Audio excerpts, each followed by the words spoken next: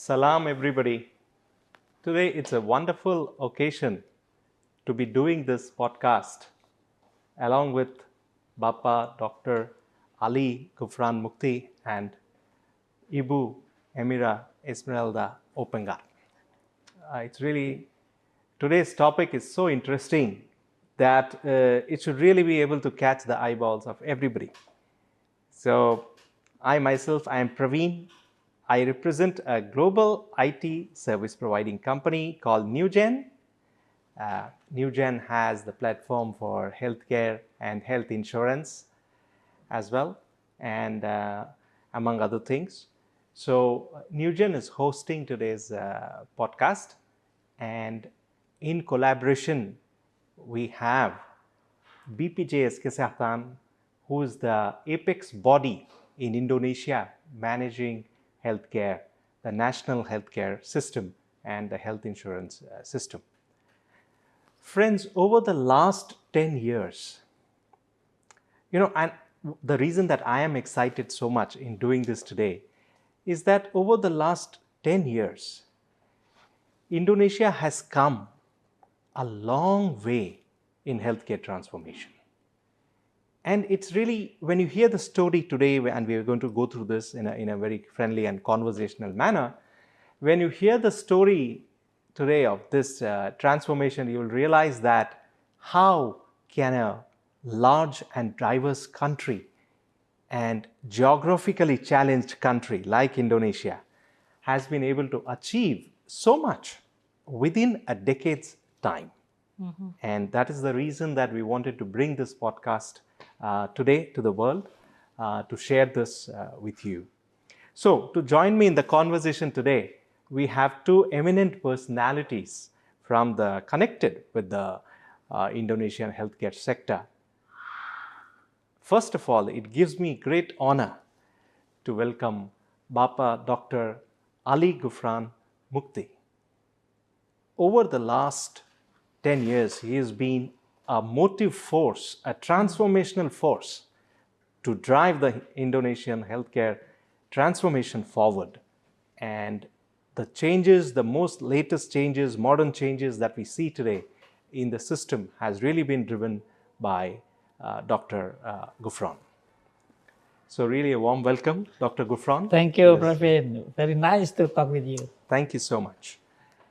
The other eminent personality that I would like to introduce today is Ibu Dr. Emira Esmeralda Oepangat. And she has been connected with the insurance sector of Indonesia for a very long time, several years. And especially from a health care perspective, health insurance perspective, she is one of the leading authorities in Indonesia, driving things forward, working as an advisor to the government and as an advisor to the insurance companies as well, private insurance companies. And in fact, Emira happens to be the head of Loma, country head of Loma Limra at this point of time, which is the association which plays a leading role in the life and health education in the world. And she's also an author of several books, especially on health transformation. One example I can remember is Health Claim Administration is one of the books that she has written. So really, a warm welcome, Dr. Emira. Thank you, Praveen. Right. So friends, we are going to dive in straight away into the hot topic of transformation here, right? And let me ask, to start with, I would like to ask Professor Ghufron, so much of transformation has happened over the last 10 years. And especially the healthcare transformation agenda that the Indonesian government launched and the healthcare strengthening project that was launched has been able to achieve so much. Of course, many countries drive healthcare transformation and they're continuously driving. But really, I would like to know here, what has been some of the unique features of Indonesia's healthcare transformation journey? Right. Thank you very much, Praveen. I think since the establishment of BPJS Kesehatan, our national health insurance program, so we are trying that actually how we make a better efficiency, better access, better quality for all Indonesian. And as you mentioned, actually, within a decade or 10 years, we have achieved more than 281 million people, or 98% of the whole population Indonesia, or the Indonesian population, covered by this BPJS Kesehatan. As you see in Lancet, it was explained that in Germany, within, since 1883, when Otto von Bismarck established the social health insurance, they took around 127 years. In Japan, 36 years. The fastest is South Korea, 12 years. Indonesia took 98% of its population took only relatively short period of time, 10 years. And this is the one thing that's unique, as you mentioned, that this all is based on the value, and the value is what we call it mutual help or mutual aid among Indonesian. The rich will help the poor, the healthy will help the sick, and this belong, the money or the fund belong, we call it trust fund, belong to all the Indonesian, not belong to our company or not belong to the government, but belong to all Indonesian. And we are not allowed to have more profit because we are not for-profit organization. And if we have profit, but we cannot also deficit. So if we have surplus, we call it, surplus should be paid back to improve quality of care to the population as the owner of this fund, something like that. And this structurally, this organization is not under ministries, but this is directly under the President of Republic of Indonesia. Okay, wonderful. This is really wonderful. I think one highlight that I saw from what you said is that this is not just based on policies and technological advancement, but a very strong foundation of the Indonesian healthcare is the values on which it is based, which, as you rightly said, the people who can afford and are well-to-do really participate in a bigger way in the healthcare transformation and provide for the people who are not so well-to-do. Yeah. So that's really wonderful to know. So if they are, sorry to say, not able to pay, then the government, in this case, Ministry of Social Affairs, will pay for them, something like that, as the premium. Right. Okay, that's wonderful. And now, in this whole transformation, any healthcare transformation involves a lot of technological aspect also with it. Sure. That there is no single activities of BPJS Kesehatan without involving digital transformation. So you know that now we are in the room, what we call it performance management center room, which we have to monitor every day the performance of all healthcare facilities across the country. So without digital transformation, it is impossible. So a day, more than 2 million transactions, and we have to capture this transaction, and we have to know the performance of healthcare facilities, because this will determine how much we have to pay as the capitation to them for the primary care. But of course, for the hospital, the way we pay is based on diagnosis-related group, meaning that based on the, of course, this also use technology, how to classify it, how to claim, how to process a day more than 1 million claims, and we have to be correctly, address this claim and should be, paid accordingly, something like that. Wow, it's wonderful. So, from what you're saying, digital transformation has actually permeated every part of the healthcare area of Indonesia. So, I think just for the benefit of our viewers, I would like to mention that this podcast is actually being conducted from the Performance Center of BPJS Kesehatan. And it's a wonderful center here, which also is a way of presenting to the world. Anybody can visit here and they can understand how the performance of the entire healthcare sector is monitored from this place, central location. So, to Ibu Emira, let me ask this, Dr. Emira, that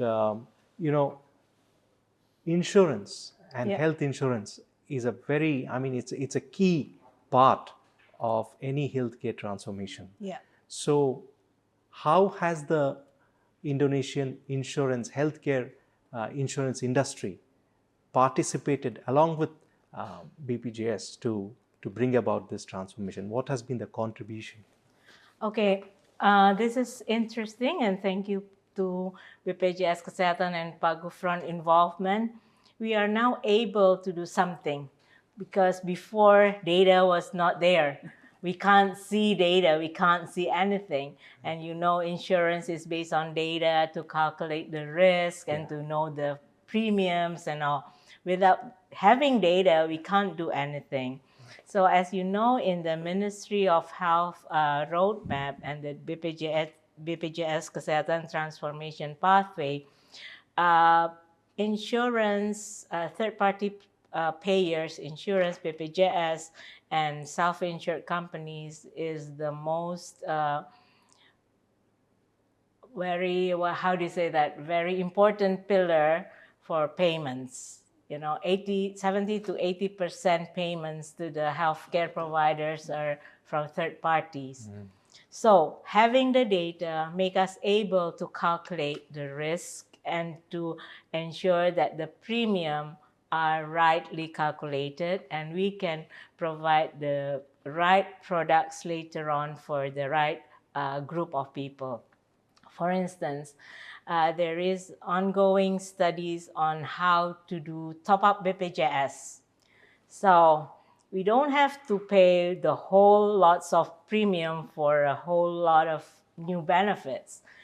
The members or the policyholder can have BPJS already and use the BPJS facilities.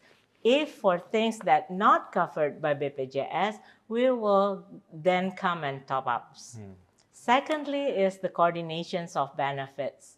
So from several insurance companies with BPJS, if we have the same kind of contracts, we can do coordinations and of benefits. That means it's easier also on the payments and benefits payments later on. So there are lots of innovative that can be done with the data provided by BPJS Kesehatan. Wonderful. So I think in most countries, and data is considered as the new oil of the world. And I think in most countries, one of the challenges is getting the accurate, right data at the right time. Yes. And that is where the private insurance companies usually hesitate to participate in a government program because of the deficiency of data. Yeah. So from what you're saying is BPJS has had a big focus on making sure that data in the form of big data is available centrally, and which is accessible not only to the government but also to the insurance companies. And which is an important factor here. Just to add the information, actually BPJS Kesehatan also produce what we call it morbidity table. So as the insurance usually have to know how many people will get sick and in which time and how long, for example, they will die. So we have to have today, BPJS produced already what we call it mortality table and morbidity table. So we know life expectancy based on our real data, very big data across the country. Yeah, that's usually the other challenge that is faced by insurance companies, of getting a central mortality and morbidity data. And with your focus on this, that also has been enabled. This is a wonderful thing, I mean, which is giving a picture that there is a 360-degree coverage of transformation that's happening, and that is what is driving Yeah. this forward Yeah. more and more. That's really wonderful. Yeah. Yeah, sorry, Yeah, you would like to sorry. add Yeah, something? additionally, Yeah. so we are as an ecosystem, right, Pak? And the hospital also, there is a regulation for them to have e-medical record. With the e-medical record, the language for the data and technology will be standardized. Right. By having a standardized language, it make it easier for data exchange, connectivities, and of course for us, case management, claim adjudications can be faster Yeah. and more reliable. Yeah. I think it's a wonderful example of private-public participation, collaboration, the way it is Yes. happening, this transformation here. That's really very good to know. And you have highlighted very well the big contribution also that technology is playing here by way of EMR, etc. Electronic medical records that are also implemented here. So a company like NewGen also has this kind of a platform. Technology company like NewGen has this kind of platform which can also be utilized for a good purpose. Let me move a little bit to the side of we usually, people outside of Indonesia talk about Indonesia as one large country with a big population, of course, which is true. But what we need to understand also is the other aspect of Indonesia is that it is geographically very distributed. There are more than 16,000 or 17,000 islands, out of which 7,000 islands are inhabited. And any island that is inhabited needs healthcare.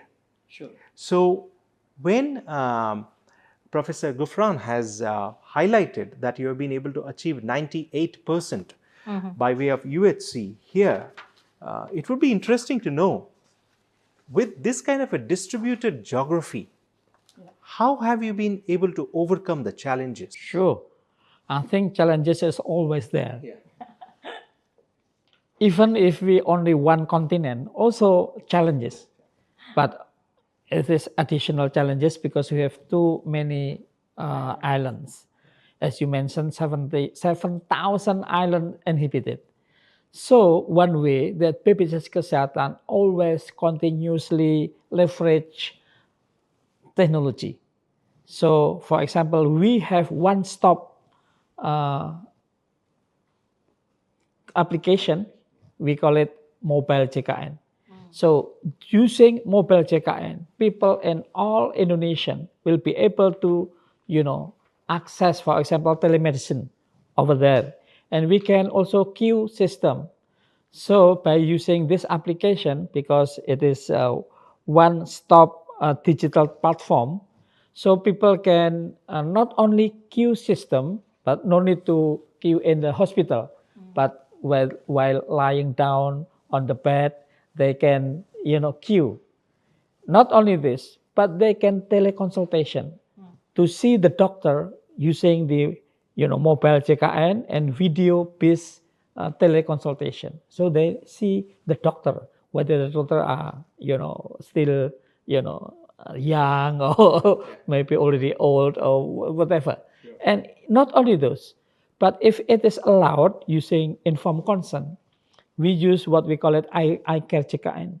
People were examined in Surabaya, for example. Doctor in Jakarta will know. As mentioned by Bu Emira, that actually each hospital today should have electronic medical record. And this structurally, the data can be captured by our system. Eye care JKN or P-care for the primary health care. In the hospital, we call it eye care JKN. And, all the transaction, for example, examining medical examination done by that patient, this can be captured by our system. So people who are examining medical examination in Surabaya, for example, seeing the doctor in Jakarta will know it. If it is allowed using informed consent, they just click. Data privacy, they allow it, then we can share the data. Okay, good.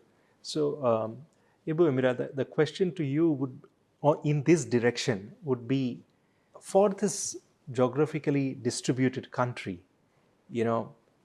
what sort of technology has been useful in taking the healthcare forward to the especially to the remote islands? As Prof mentioned, the telemedicine. Secondly is the e-claims. E-claims. So they just take pictures and scan the documents, send it over. Then we can evaluate the claims, adjudicate the claims, and pay the claims for a certain amount, of course, not for every like amount. Yeah. Yeah, and actually not only those. Actually today we have from Surabaya, for example, from UNER, floating hospital. So the hospital actually it is shipped, but can go around to Indonesia, to the small island, NTT, if NTT or Ambon, Nusa Tenggara, Nusa to Tenggara. Ambon, to any island in Indonesia.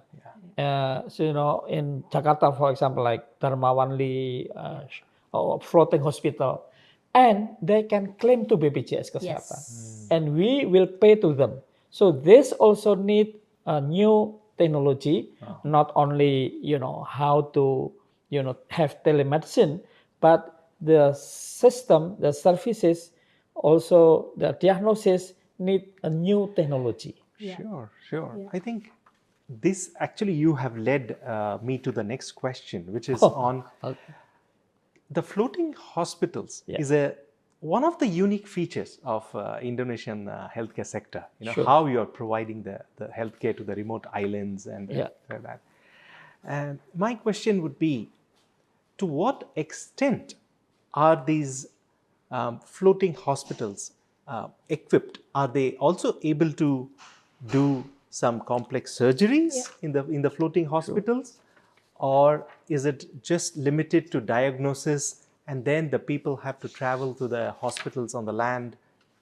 How is it? So of course that the new technology, they should be able to make operation in the floating hospital. But in case that the patient is too complicated to do operation in the hospital, then they have to refer to the higher referral hospital in the land, something like that. Yeah. Okay. Actually, this floating hospital is something that close to my heart. Yes.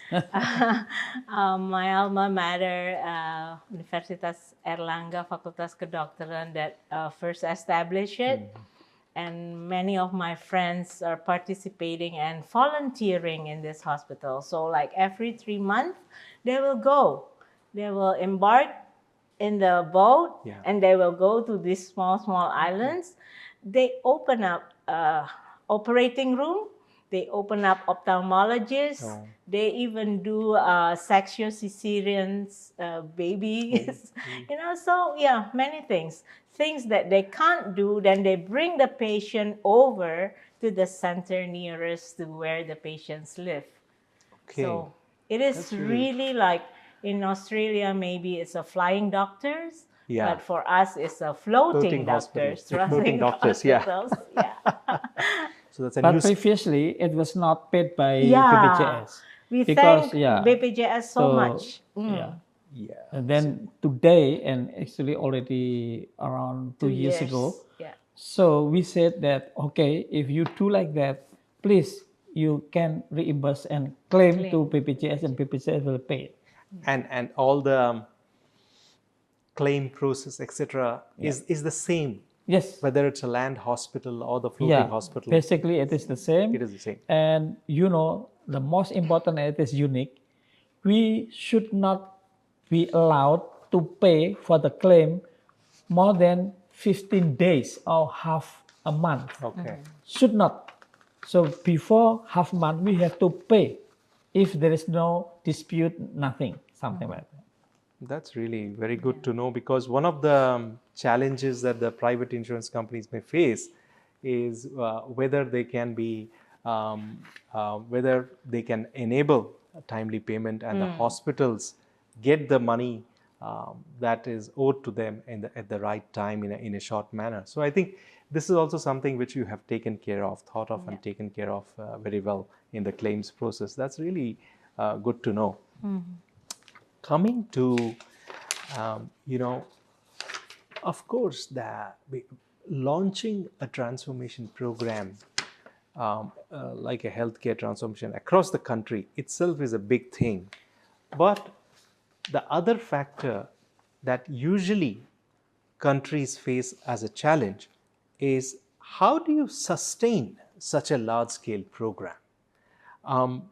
Well, I know that when Indonesia launched the healthcare transformation program, World Bank, ADB, etc., the different banks, multi development banks, they came into the picture and they played a part while launching the program. However, now in 10 years, as you have transformed, what steps are you taking to make sure that this program can be sustained, Bapa? Yeah, I think as I mentioned that the value is very important, and the value is mutual aid. We call it gotong royong, and there was a study done in Harvard Medical School. It was published in journal, important journal, that today what is the top of the global flourishing study? The top rating is Indonesia. Why? This is because based on the mutual help, mutual aid. So in Indonesia, never seen people, even if they do not have house, lying down or maybe sleep in the road. Never. Why? Because other people will help. So help each other is the most important value. So this value, as far as the Indonesian state is still there, I think the value is still there. So they will be sustained. But not only those, of course, that international agencies like World Bank, like ADB or other international agencies will also think maybe lend the money to Indonesia. But I think this value, and of course many Indonesian, although it is very cheap, they still contribute. Even just around 3 years ago, the government issued regulation, we call it presidential decrees, that 30 government organization and agencies, including local government, have to have BPJS Kesehatan according to their function. So by doing so, that we have together with our stakeholders, this make that this program should be sustained. And this program, in my opinion, not only the government program, but state program. Government can be changed within 5 years, but the state always there. So I think since, for example, like Bu Megawati, the previous president, Pak SBY atau SBY or SBY, and then Jokowi, and then now Prabowo, all have contribution to this important program.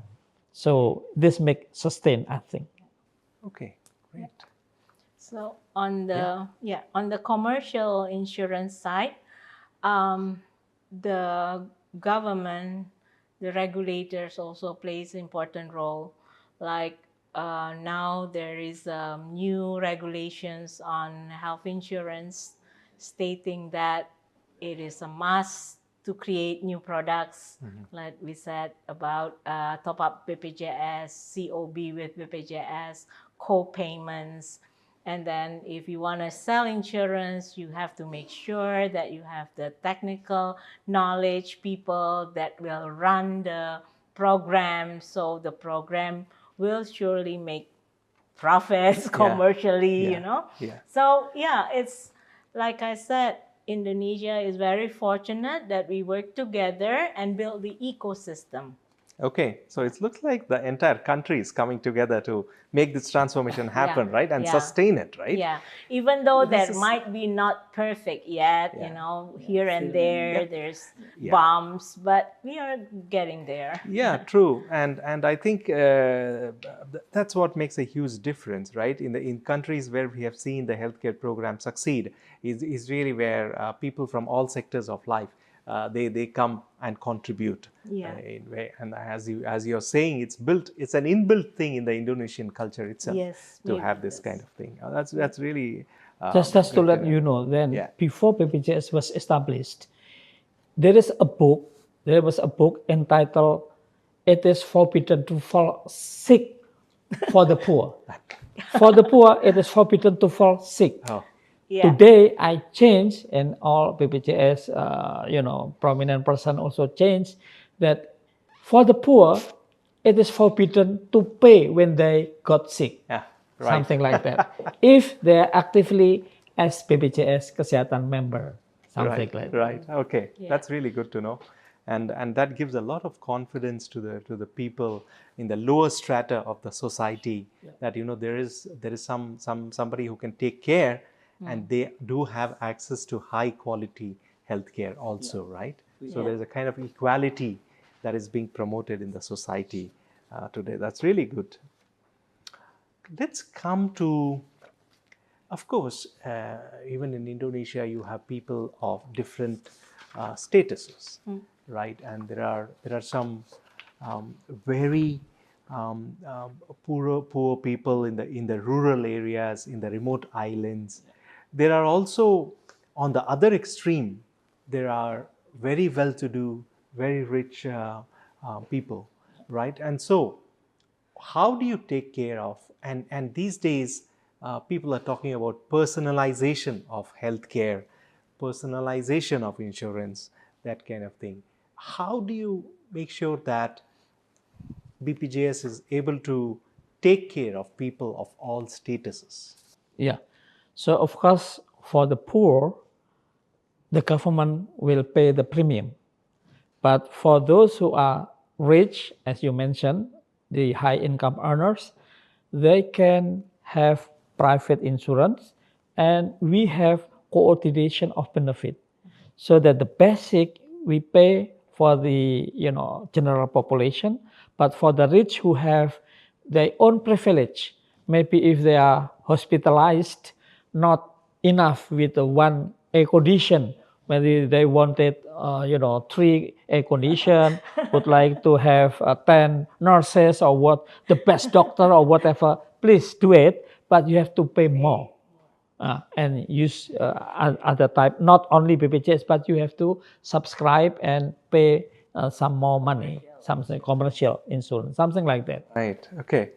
Which means that the BPJS can take care of the foundational layer or the basic layer of providing the healthcare, and whatever else they require, they can top up. And I think, Bu Emira, you were mentioning, and you keep mentioning in various forums that this concept of top up, which is there, where it's a collaboration between BPJS and the private insurance companies. Can you throw a little more light on that? What is that? Yeah. Currently, especially for employee benefits, some companies, they pay BPJS, but also they pay private healthcare, right? Commercial insurance.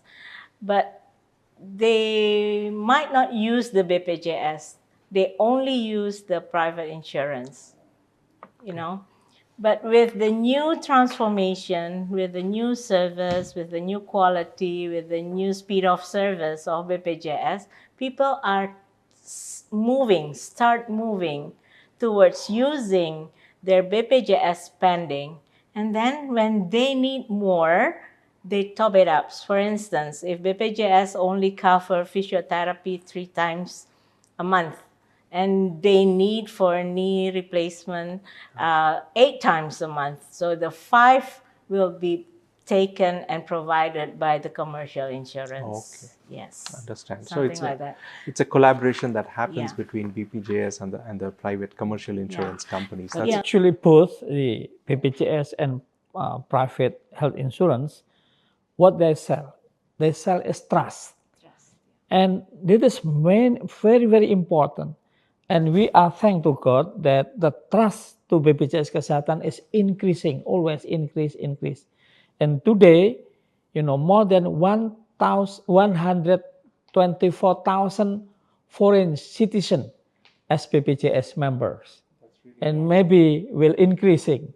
But of course, we have to evaluate. But anyhow, the trust is very important. Right. Now, this is really good. Now, you're touching upon a topic which is also important because here we are sending a message out to the world saying that, the foreigners or the expats living in Indonesia are also easily able to access healthcare and also are supported by BPJS program. And more than 124,000 people, foreign citizens, today as the BPJS member. Yes. And I know that I myself have heard good stories from Bali, especially from Bali, where there are a lot of expats staying about the good process that is implemented by BPJS to support them. So there's foreign citizens, for example, from Australia, New Zealand, Soviet, and UK even, and China. I'm not sure for India, but maybe it's there. Sure. Yeah, that's really good. Now, I think every country faces one big challenge in the healthcare, which is interoperability. Yes. How I'm going to connect on one side the payment provider who's going to pay for the healthcare services, on the other side the healthcare service provider, hospitals, clinics, doctors, and on the other side the actual patients who need to receive the healthcare. It's a complex ecosystem, and in case of Indonesia, how have you made sure that there is interoperability between these various stakeholders of the healthcare system? Yeah, interoperability is really a key and very important thing. So therefore, BPJS Kesehatan is not only giving dashboard to the local government, that local government will understood how many of their population already covered by BPJS, how much money they spend, how much money actually they use. And for example, 10 the most frequent diseases in that area, they should understood because we give the information. And not only those, even the hospital can trace that they claim is being processed or maybe dispute or maybe whatever. So we can give dashboard to the hospital and even the Ministry of Health, so that interoperability. So we hope that the hospital just, enter one time, not double, but not double burden, just one time. But this can be shared to many important stakeholders, something like that. So by doing so, it is ready, and we are already having launched together with Ministry of Health interoperability program. And today, for the innovation, we always, leverage with the digital transformation technology and other technologies. But also today we introduce FRISTA. FRISTA is face recognition. So the most important for the people, our BPJS members, if they go to hospital, so the most important that they had should not left behind. If left behind, then many nurses or doctors will run away. They go to the hospital, then in the hospital with the reader can read that, okay, this patient is the member of BPJS Kesehatan. Then they should give the, services, something like that. And today, we also use what we call it human AI. So any type of problems related to BPJS, they can just use the mobile CKN. So in the upper side, they just click the lady or the handsome boy that they click, and they can ask any type of question. And they, what you call it, like a uniform, is always change the day according to the, our staff, they use the uniform. For example, like today with the white, so this human AI in the digital platform, mobile CKN, they use a white for the Monday, something like that. That's really good. It's customized as per the day or the occasion. Whenever you have any festival, for example, they are wearing that kind of a dress, Yes. etc. You know, that's really wonderful. Okay, Yeah, that's really, nice. yeah. Yeah, good. but for insurance, maybe this is a message for system providers like you. Yeah, Because in insurance, the technology changes so slow, you know, and it's so expensive, Yeah. Parvin. So maybe you should not you in particular, but the industry should start to think about Yeah. low code system. yes, You know, easy to change, you know, and easy User-friendly. user-friendly, User-friendly, yes. and then easy to connect, you Yeah. know, and have the language also according to what we have, Nomad City, Lyon, you know, all those language of e-medical record that should be available in the insurance system too. Very So true. it's like the connectivity is there. yeah. Very Yeah. true. And I think technology companies like Newgen these days realize this need. Okay. That it is no longer going to be up to the IT team only Yes. to do the coding and the Yeah. development, maintenance Yeah. of system, Yeah. but the actual power should be given in the hand of the users. And the operations staff. Yeah. And that is why companies like Newgen have a low code platform which can be okay. utilized and easily changed and quickly. Also, the speed of change is very Yes. important, and Yeah. and I think this is something that is really being promoted these Yeah, days. okay. That's really And- good to know. yeah. And data owned by us, you yeah. know, not owned by the insurance, the system provider. So I think there's a clear recognition these days of data security, and it is very clear what data can or cannot cross the boundary of the country. Exactly. And even when a system is on cloud, for example, it is made sure that the cloud data center is within the country and Yeah. not elsewhere. That is very good information because in Indonesia today we also implementing a new, actually not new, already 3 years ago, but started around last year. We have law on personal protection data or data personal protection, something like that. And this we should, like you said, that it's belong to the company or to the person actually, and then depend on the informed consent of the person who is the belong to the data, who is the trustee of the data, thing like Sure. that. Okay, this is good. Now, this leads us to another question on, we covered how you take care of the different status, people belonging to different status, how you take care of their health care, but also coming to people belonging to different age groups, right? That is also another important factor which needs to be considered, right? The younger generation is more digital savvy in nature. You have Gen Z who just does not want to type anything, right? And they want everything either voice related or handled by AI, So the question here is, and when we look around in Indonesia, we see the mobile JKN as a very important app that you have, and it is called as the super app as well, right?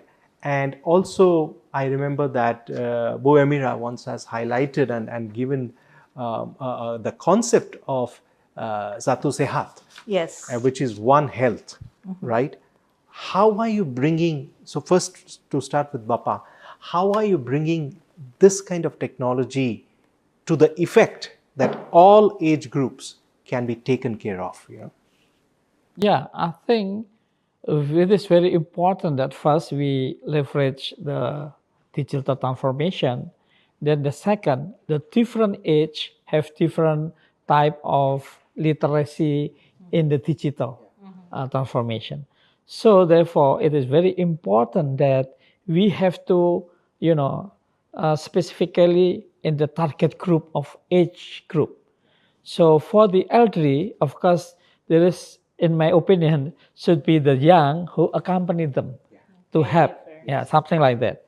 And even for those who are not familiar, the government, especially we call it Komdigi, that is the Minister of Information, should increase the literacy of the population. So not only BPJS or Minister of Health, but of course other agencies, other ministries who are responsible should do that also. But of course, that digital transformation is, I think, now unavoidable. It is should be do that and must we continue and leverage, and of course, we always update it with the new technology. Excellent. Okay. What's your opinion on this, Bu Emira? Okay. Medical doctors, they are like 80 years old doctors that are still practicing, Oh. you know. Yeah. For them to fill in the e-medical record, it's a nightmare, right? Yes. So some hospitals already started with AI, voice recognize. Yeah. So it's helped them a lot. So we need to start finding ways on the digital transformation on that way. If that cannot be done, there should be caregiver that should help Yes. them, you know. So yeah, it seems like Yeah. when you go to the airport nowadays, you enter Indonesia, all Indonesia, right? You Yes. have to fill it in. Correct. Yeah, the oldies also have difficulties in filling it that. So today BPJS is developing what we call it telemedicine with 3 models. So from midwife to a medical doctor and primary health care, and then from community or BPJS members to primary health care doctor, and then primary care doctor to specialists in the hospital. So they use telemedicine. But many people sometimes still have difficulties. So therefore, we have accompanied what we call it troubleshooter. So if there is technical problems with this type of new digital transformation or new technology, they should help, something like that. But of course, we wanted that the people will increasing the knowledge and skill and literacy of the technology. Absolutely. I think this is really a necessity of the current age, that people have to learn and educate themselves, raise their level of digital literacy. Yeah. In that sense, since Bu Emira, since you're heading the Loma and Limra in the country, is there something that from your side you're doing to kind of increase this awareness in the country, or how does it work? Loma Limra, we are specializing in insurance knowledge for insurance practitioners. So currently in Indonesia, before June 23rd, 2025, technical competence is acknowledged by the regulator only by the local providers. But now global recognized technical competencies as FLMI, we call it, Fellowship of Insurance, accreditation. So that is something that we would like to start rolling out, that doctors, they need to know about insurance because they're serving insurance, and then other healthcare providers, and then people that works in the corporations, the HR, they gotta know what insurance is, Yeah. So that is on one aspect, that the financing of healthcare. But of course, that the health system transformation agenda, we are on that direction. So not only health financing, but also in the we call it infrastructure side, or supply side. So infrastructure, the doctors' competencies, the technology, human resources, as well as the medicine, or drug, then also the technology, medical technology itself. But at the same time, in the demand side, we also increasing how the people can, access easily, with a higher quality, with more efficiency, with more sustainable. And not only those, but health system strengthening is always there and should be put in this very important agenda. So I think there's a very important topic which every country these days is wanting to do, and which is on medical tourism. Now I know that some of the countries that are really leading in this direction in the region includes a country like Thailand, which has a very good offering on medical tourism, etc. But having seen the facilities, infrastructure, and what Indonesia also has to offer, and now Indonesia has really come up to the mark with the healthcare transformation program. What would be your opinion, your perspective of, is Indonesia ready for a medical tourism kind of thing, or what are some of the changes that you would like to see in the system which can promote medical tourism kind of thing? Yeah, I think when we are talking about tourism, as general tourism, Bali may be number one in the world. But when we call it hospitality. But when we then hospital, not hospitality, then a little bit different. So therefore, I think the essence is similar, hospitality. So therefore, today, government of Indonesia already being built a new hospital with very extensive technology and not, I think comparable with many developed countries.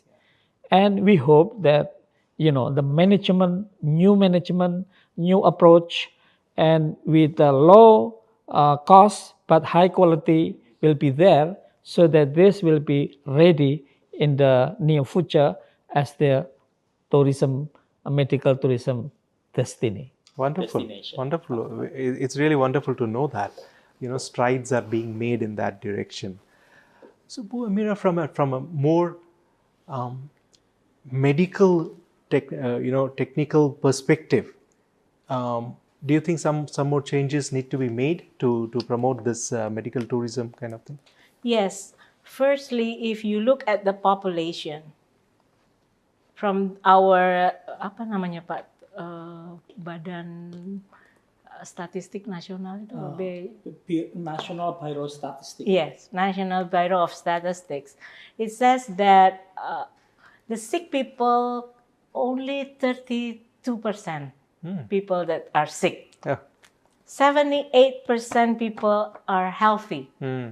So when we talk about medical tourism, which part of it are we talking about? The sick people that's going abroad, or we are talking about not sick people but seeking new kind of way of living, such as longevity, aging, and then functional medicine, integrative medicine. So we need to really differentiate what it is actually we want from the medical tourism. If we want to serve the sick people, like Prof. Ali Ghufron said, then we need to up the standard of the hospitality of the hospital, maybe, And it is not difficult. That's not difficult, Or you need to bring more tools and all the medical equipments that's on standard. But if you look at people that's going out, that's sick, new kind of treatment like peptides, stem cells, exosomes, that's a new market. We are currently don't have the regulations on that. So the regulation side and the actual side needs to be in sync. In sync. So Sure. The speed of bringing in the new longevity type of treatment needs to be here. Okay, very good.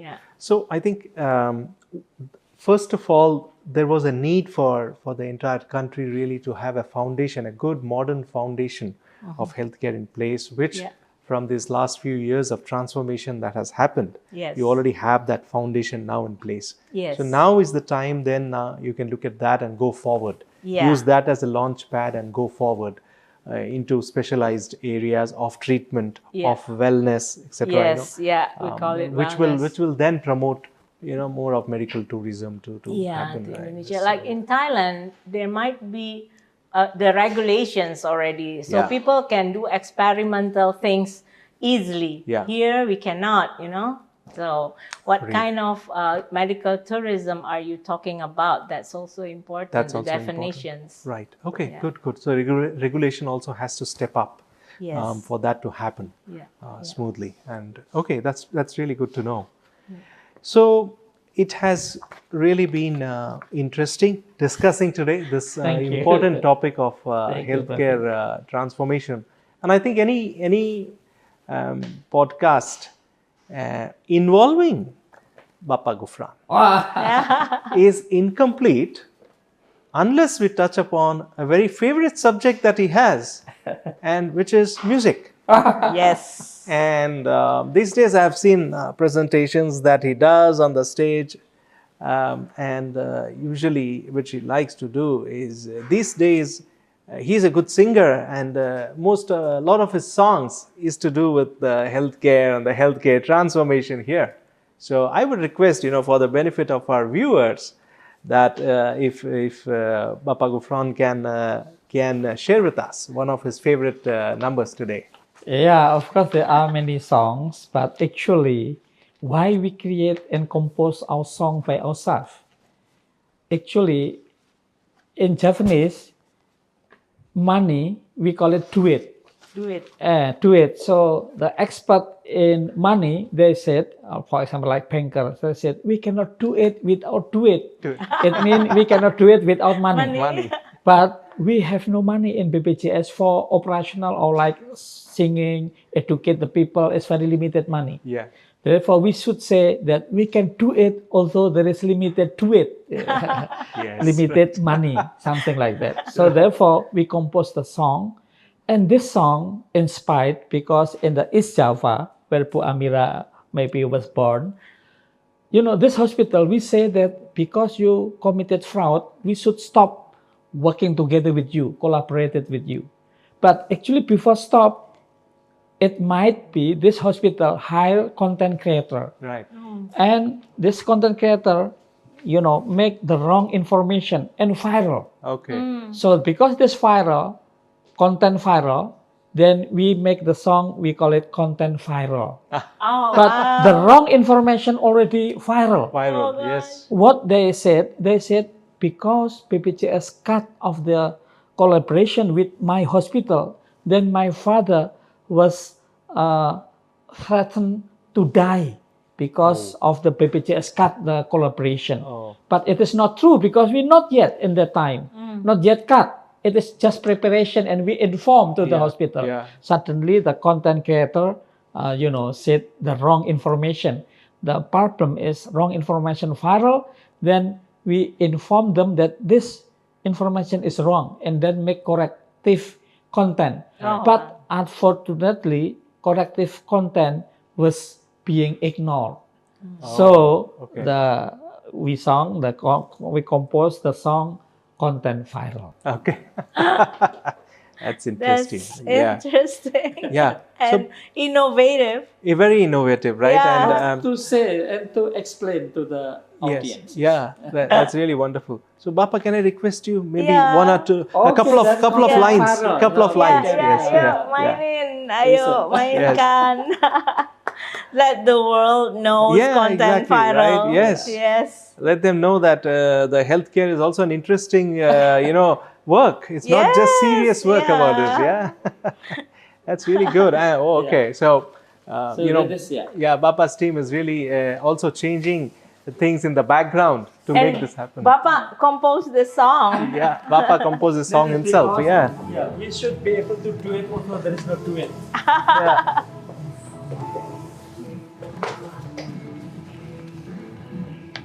We shall clap, maybe. Yes.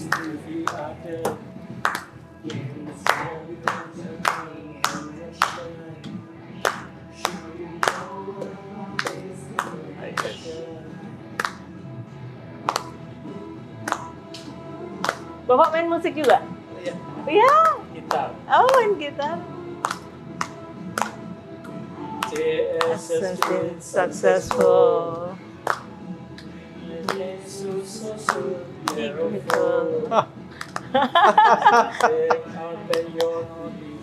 Oh.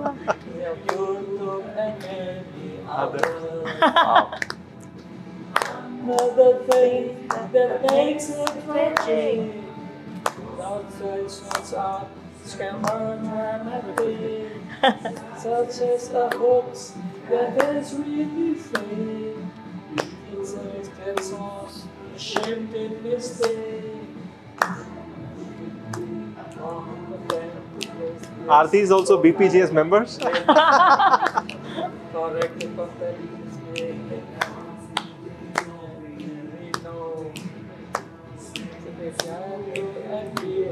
It shows.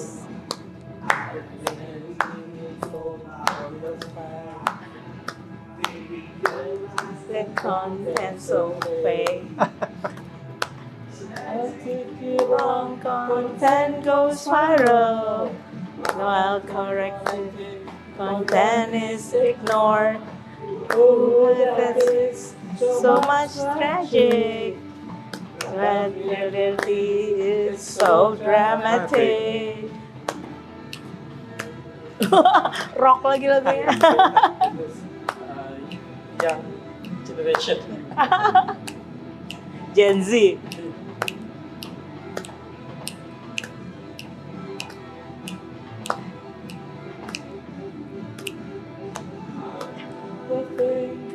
Makes it tragic. Pass by WhatsApp, scammer dramatic, such as a hoax that is really fake.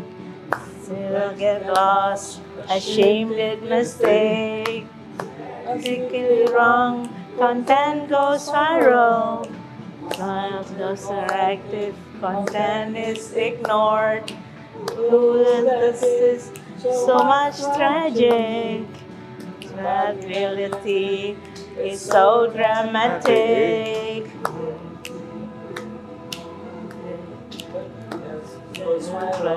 Corrective content is been ignored. Wow. Wonderful. Thank you. Aduh. So I don't think that there is another healthcare transformation team in the world that I have seen, which also do like composes its own songs and Yes. music. So this is dear friends, this is another unique feature of the Indonesian healthcare sector. Because limited budget, and if there is no do it Yeah. or no money, we Yeah. have to be able to do it.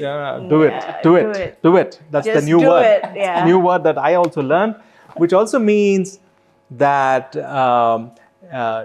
really necessity is the mother of invention.